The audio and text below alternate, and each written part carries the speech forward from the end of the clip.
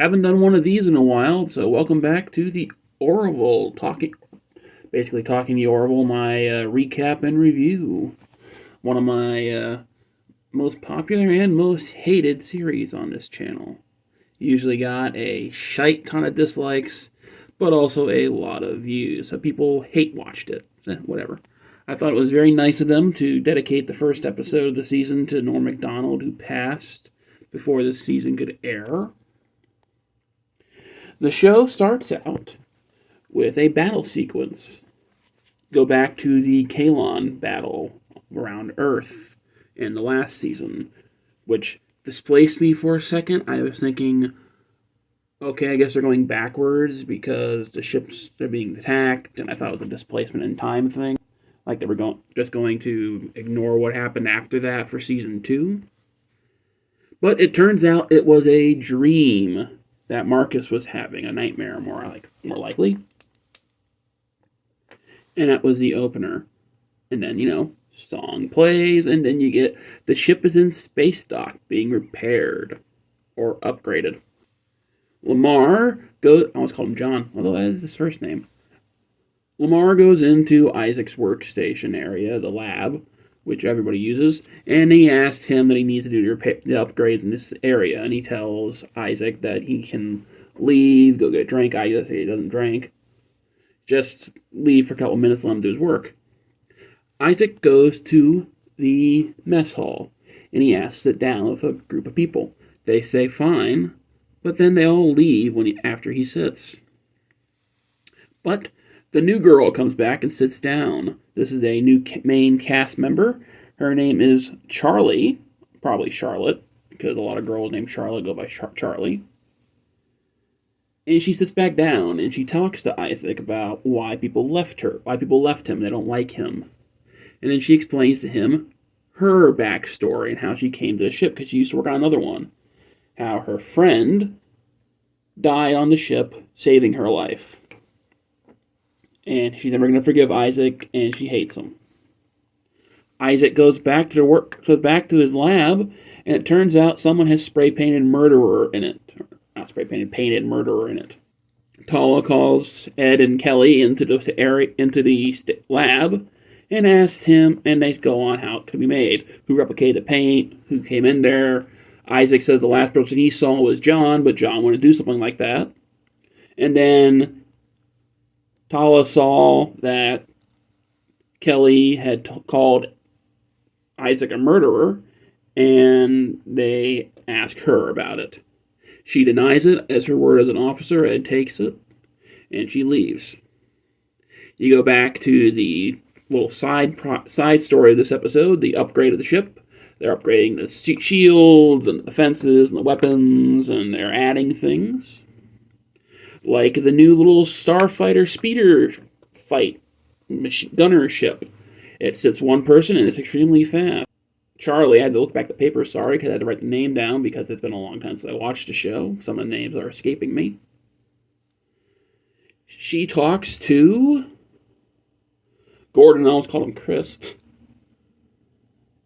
about the new ship, and he says, yeah, it's be fine after Issac handles it, and she says how everybody knows that she doesn't like Issac, and he says that deep down he agrees with her, and she says, nope, you need to hold on to that hatred, and you need to tell him that you don't like him, and he says, no, we don't do that kind of thing, but she said, you don't hold on to that hatred, and she says she never will forgive him. Issac is working in the lab in the engineering department, and he's fixing the ship and helping it upgrade. And Dr. Claire walks in with Ty. I almost called him Marcus. That's the older child, sorry. And they're coming by to see how he's doing after the, basically, hate crime, because people are hating him because he's a Kalon. Also because of what he did, but mainly because he's a Kalon. Because they're all hating him now, obviously, because the whole species wants to wipe out humanity, but still. Then he says he's fine. Then you go back to Gordon, who is test driving the ship, seeing how good it drives.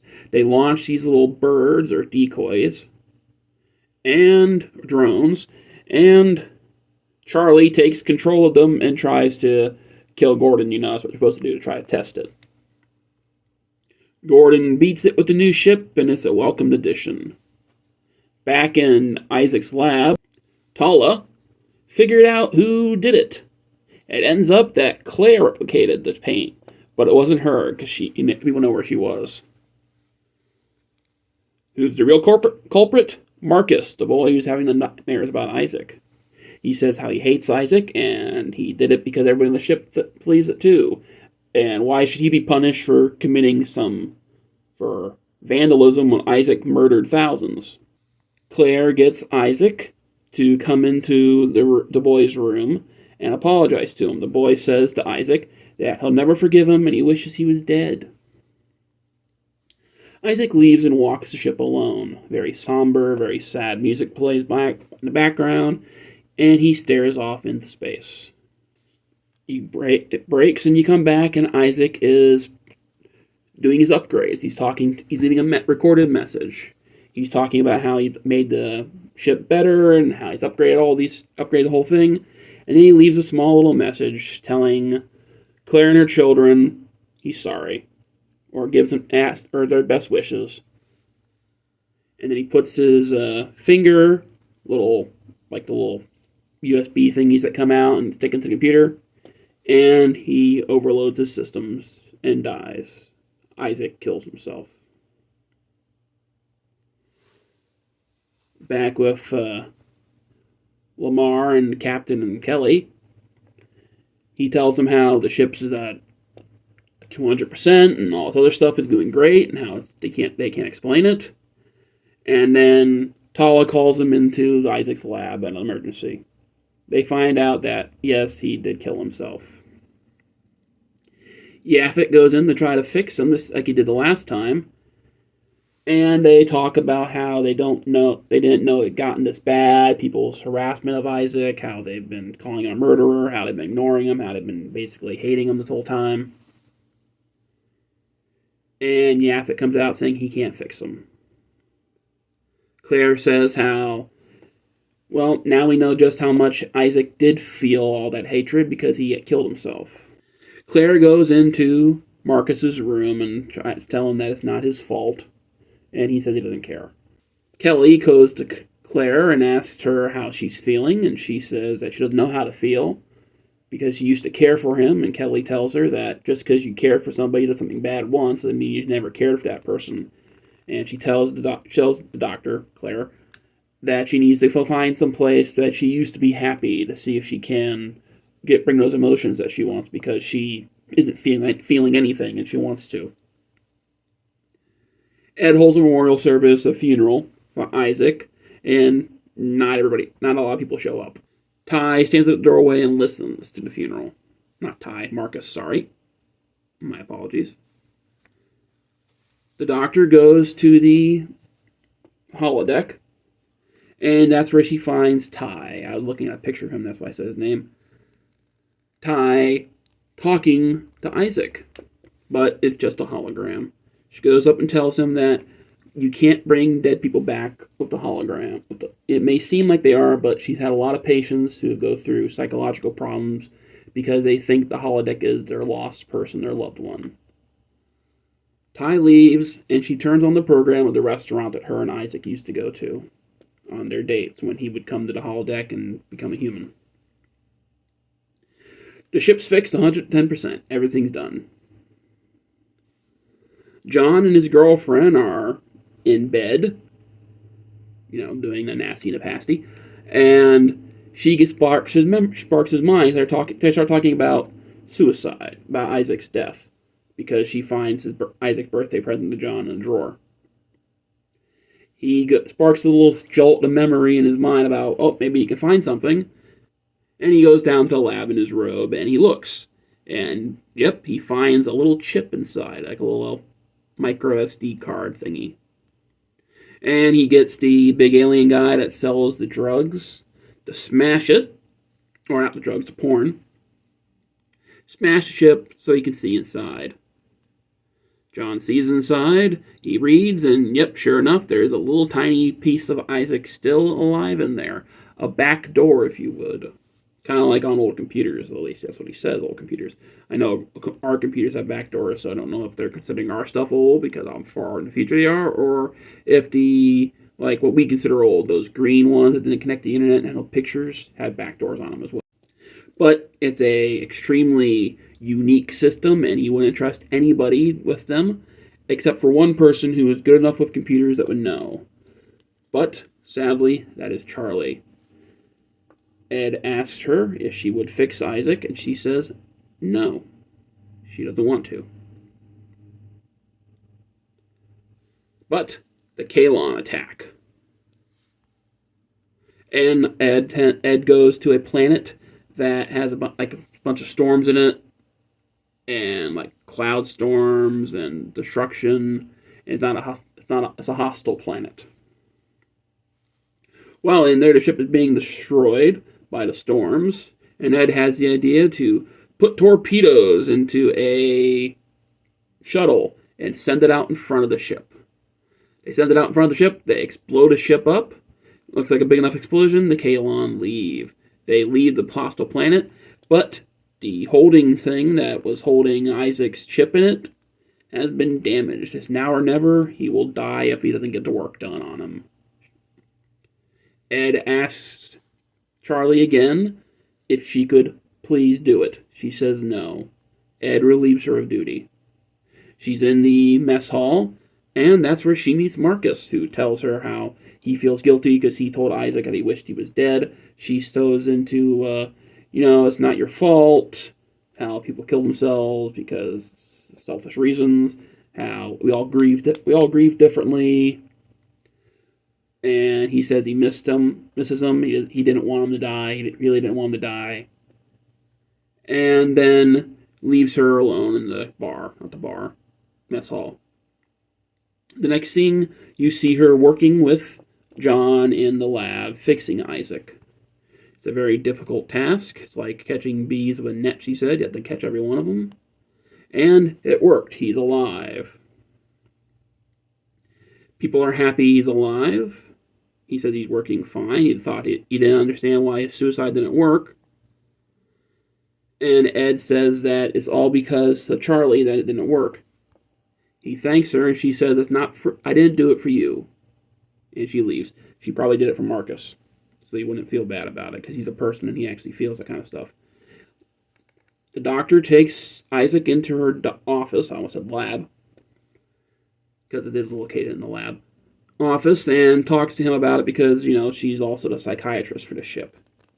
And she convinces him that even though he may not feel that kind of stuff, or doesn't want to admit that he feels that because he doesn't know about it, that the humans on the ship would feel depressed, and it would hurt them to not have him around. It would hurt the morale of the ship because the people were getting depressed, or at least the people that showed up on the ship. You could see half the crew, so it would be half the capacity. Because he said he killed himself because the ship was working at a lesser capacity because the crew was angry with him. She convinces him that don't do it, and if you ever feel like doing it again, you need to talk to me. Later, you see Isaac in his office, in his lab, working, and Marcus goes to talk to him. But he just stands there in silence and watches Isaac. And then he leaves.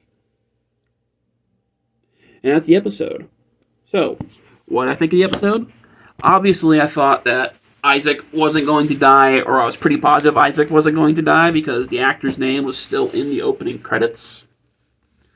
And, just like in Star Trek, if you kill a main character, they're not really going to stay dead the whole episode. But if you let yourself enjoy the episode, it may bring a tear to your eye, especially if you're one of those people that has felt alone, has felt ostracized from a group, or one of those people that has sadly thought about ending their life. As I've said on Twitter, staring into the abyss, the nothingness. And yeah, I'm one of them. I thought about it a couple times when I was on the drugs that actually do make you think about it after my surgeries.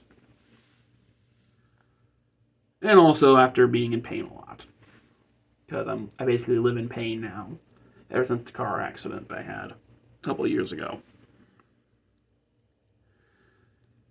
So, thinking about the episode, if you let it actually play, you don't try to think about your sadistic mind, or your critical mind about, well, he can't die, he's a main character, he's going to come back to life, blah, blah, blah, blah, blah, and you let the story and the people and the acting, which the whole cast does a great job of acting, even Charlie, she is a good actress, but I believe she's going to be the character that you're supposed to not like on the show, like Bortus's husband was for the first 2 seasons. I think Charlie is his replacement, because, no, it's nothing against the actress, it's just the writing. It's not like, oh, I hate this girl. No, it's just the writing. You're not supposed to like the character. She's mean, I guess you could say. She's going to be the character that does things that the audience isn't going to 100% like. And you think, okay, her hatred for Issac is going to get him killed. It's going to have him be dead completely, and it's going to run out of time. If you let yourself just flow with the music and the acting and the visuals and everything, because you can see, and you've seen over the course of the last 2 seasons, that Issac is kind of forming feelings like Data did on The Next Generation, and how the Doctor did on Voyager, how they start out as being basically robots, but after being with humans a long time, they start to actually understand emotions and gain some themselves. And obviously Issac cared for Claire and her children. You saw that when he was alone on the planet with them, how he took care of them, how he would have just, if he was a real computer, he would have abandoned them because they were kids, and they slow you down. And how he kept on wanting to go to dinner with Claire, how he wanted to try to get closer with her. So you're thinking, okay, he has emotions, he's getting these things, it's like it's been in the news lately about hate crimes and stuff. So you're thinking, okay, they're trying to do that storyline, and how obviously people wouldn't like him because the Kaylon did try to kill them all, and that's going to be the main plot of this season, is the Kaylon trying to destroy Earthlings and the whole planetary system. I almost called them Starfleet, but that's not Starfleet. They're not the, I think it's the Union? Yeah, they're the Union. Want to destroy the planetary Union? I almost called them Star Command. So that's going to be a bigger thing in the story, and Issac will probably prove himself to try to help them destroy the Kaylon, even though, because he already did it before, he'll probably do it again to prove himself again, to try to help out. So I like the episode. It's a little sad, but it's not gonna be one of the ones that, not gonna be an episode that I'll like skip on a rewatch. And I quite enjoyed it. I'm happy the show is back, and looking forward to next week. Thanks for watching, and have a good one.